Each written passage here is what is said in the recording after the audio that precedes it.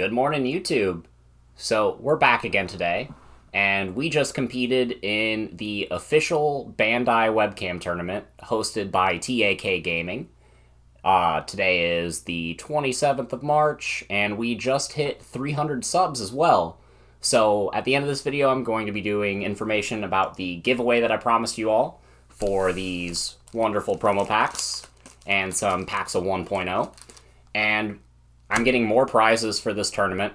We have some memorial packs, so I'm going to be planning another giveaway here soon. Just haven't really decided what kind of goal I wanted to set for that one yet, but we'll be doing that soon. And yeah, I got 19th place at this tournament. It was a truly wonderful event. Thank you to TAK Gaming for hosting it. All of my opponents were super cool, and the tournament just flowed smoothly, and it was absolutely great. Two opponents that I did play actually have YouTube channels, so I wanted to shout out Pop Culture Shop. Great channel. I'm going to be checking out some of their videos very, very soon. And CardFight Empire. CardFight Empire does a lot of CardFight fan card videos, but they're considering just making Digimon their main game, so go check them out. They'll probably be posting a lot of Digimon content coming in the future. But that being said, let's go ahead and get right into the profile for the deck that I used to get 19th place at this event. I call it Dino-Beat. Here we go. Alright, starting off with the Digitama as always. We have 3 Dino Bmon. We have a lot of jammers in this deck, so this card is constantly letting us draw cards. This deck is basically a variation of Rookie Rush, but in my opinion, it's a lot more fun to play, and it has better matchups against some of the decks that this deck is expected to lose to. So, for example, like in the tournament, I beat 2 Imperial Dramon players. I beat Sarismon Green, the max power version. I beat 1 Omnimon player, and I beat Security Zoo, which is actually, ironically, this deck's worst matchup, because he had a lot of recovery, and anytime I swung, he just gained advantage. But, and then my 2 losses was, I played 1 Rookie Rush, so basically I played 3 Rookie Rush matchups if you count the 2 Imperial Dramon, and I do, because that's all that deck is. I beat 2 out of 3 Rookie Rush matchups, and that one was against CardFight Empire, so not even salty about the L. It was a great game. And, yeah, it was one of those things that drawing constant cards let this deck have advantage where Rookie Rush wouldn't. And rounding off, we have 2 Puppetmon. So I liked the 3-2 split. I would probably consider bumping Dino Bmon up to 4. It's just Puppetmon is really good in some of this deck's harder matchups. So I do like this ratio right now. I think 3-2 is pretty good. Going into the rookie lineups, we got 4 copies of Emon. So if I could choose a card to get him hit or limited to 1 in this current ban list, like with hidden potential and an Argomon, it would be this card. This card is absolutely broken, and I understand why this is like a $13 rare. Like, it's nuts. It really could have been a super, and I don't think anybody would have been surprised. We have 4 Gabumon, because drawing cards is really good. We have 4 Elecmon, and 4 Gomamon, and 3 Araramon, which is a total of 11 2-drop vanillas, which, again, gives this deck advantage. And then the only other rookie we're playing is a single copy of Penguinmon. So you're going to notice something right away. This deck has significantly less rookies than your Rookie Rush build. So that is where the first little difference comes into play. But it's to make room for a lot of the other powerful cards in the deck that give you just great matchups. But I absolutely love my rookie lineup. I would like to play one more blue rookie, but space in this deck is super tight. So, maybe play with it and see what you would cut for another rookie and let me know in the comments. But I'm playing 2x Dmon. Again, space in this deck is super tight. And honestly, this card isn't as good as everybody says it is. Like, this card is absolutely amazing, don't get me wrong, but I don't think that this card is just broken outright. Sure, it has some really cool combo plays, and you can do a lot of really cool things with it, but they're pretty niche, and you can just take an X-Vmon and kind of sit on it in your hand and evolve into different champions and wait until you need it and just kind of play it, because you don't really need to resolve its effect more than once a game to win. And I wanted to make room for better champions, like Dramon.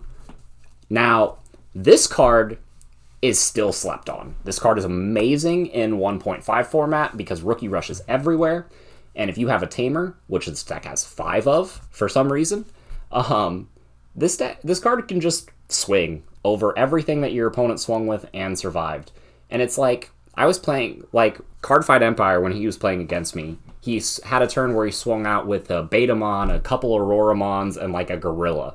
And all of them died to my security because this deck actually has powerful security sometimes. And he was like, okay, I don't understand. And so then he ended his turn by playing a couple more rookies. And then I was able to evolve into Dramon and immediately put the pressure on because he knew if he swung with them, they'd just be dead. So this is an amazing card. I got to play We Have to Stop Fighting with this so that I got to swing twice into security for free and win the game that way, and follow it up with a Puppetmon so that I could just swing twice more on the next turn. This card, I wish I could play 2 of it, but honestly, it closes out games and you don't really need to resolve its effect more than once. And if you see it, you just are absolutely thrilled that you saw it, and it's I won so many games because of this card. And against Alter S, there were so many times that I was like, I played 2 Red Omnis today. I literally just hard slammed this card for 6 memory and just goes, all right, Volcanic can't delete it, Alter S can't de-digivolve it and delete it, and I'm going to constantly get advantage because of it. So this card is absolutely amazing, and I wouldn't cut it. Not for anything. We have 3 Grizzly. This card, again, helps against Rookie Rush, Imperial Dramon, and all of those. And again, it's one of those cards that survives Alter S, because this deck is Dino-Beat, so obviously Dino Bmon is the star. If you evolve Dramon or Grizzlymon or Gorillamon into Dino-Beat, and they Alter S you at least have 1 stack that'll survive. So you're swinging with everything else in those matchups because, you fear the Alter S and the Volcanic Dramon and you don't want to waste bodies. So just having 1 or 2 stacks that survive that board wipe, and again, you can just hard drop these cards and they will never die to an Alter S. They have to commit an Omnimon or a Gaia Force to them, and if they're doing that, then they're probably losing. But this rounds out the champion lineup. I honestly want to cut a Gorilla. I don't know if I want to put in another rookie or another option, because there's a couple options that I want to bump up as well. So I think 3 Gorilla is fine. It was just really nice just being able to Digivolve for 1 and get a cycle for a draw, which again, drawing cards is something that Rookie Rush really struggles with. So the fact that I can Digivolve up and swing and draw cards and gain advantage off of it just gave this deck a better matchup most of the time. So the star of the show is 4 Dino Bmon. So this card is absolutely busted. It has piercing and jamming, which is nuts. You have Vmon and this card that can help trigger draws off of Demi V. And yeah, I could just Flower Cannon blockers and swing over them because, people want to set up blockers against Rookie Rush, and they think you're playing Rookie Rush, and then you slap a Dino Bmon down and just end their whole career. This card is amazing. A bunch of people were like, hey, why don't you play Imperial Dramon in this list? And it's because it's more beneficial to end your stack on this card than it is to evolve into Imperial. Because if they Alter S, you go back down to this. But if you they Ultra S this, then you go back down to like a Gorilla or something, and you can just evolve up again. And I don't want to waste all of my resources on one stack just to have it blown away. I'd rather go wide. And this is the perfect card to stop on. And actually, I'm going to put this over here because it combos with some other cards later on. But for Dino Bmon, this is the card that the deck was actually built around. Now, this is the only Mega I play. 3 copies of Puppetmon. Now, this, you know, in Rookie Rush, you close out games with this card. You play this, you tap down their board, and, yeah, I had a situation where I had to, you know, we have to stop fighting, swing twice with Dmon, slap down a puppet, so that they had to essentially end their turn with, this was against the max power green player. He had a Sarismon, a Mega Gargomon, an Argomon. He had just downloaded his whole board to get a super big advantage push, and I was just like, and swing twice with Dmon and Puppet. And now I win on my next turn. So I think 3 is a really good number for this card, because you kind of want to sit on it, and this deck's biggest disadvantage, or Rookie Rush's biggest disadvantage in general, is not being able to draw cards, and not being able to have important cards at the right time. So you don't want cards that are bricks that just sit in your hand that aren't good generically. So I think 3 is the perfect number for this, since you want to be holding on to it a lot of the time. But Puppetmon is amazing, and again, it combos with Dino-Beat because you can swing over one of their dudes with Dino-Beat, get the piercing off, tap their board down, keep it down so that you can keep chipping away at their dudes and their security at the same time. So Puppet is amazing. On to the options. We have 3 Hammer Spark. Again, you don't want to sit on bricks in your hand, and this is a card that you kind of save until you have the optimal turn. So I think 3 was fine. It's a great card, and I would consider bumping it. I was actually playing 4 of it, but I cut Hammer Spark for more rookies because I wasn't drawing enough rookies, and I still feel that way. Like, I still want to put in another rookie or 2. So I think 3 Hammer Spark is the right decision for this deck. This is my cat, Blue. She just turned 4 last week. Say hello to Blue. She wants to be on the table. We have 3 copies of Flower Cannon. This card is a blowout if they hit it in security.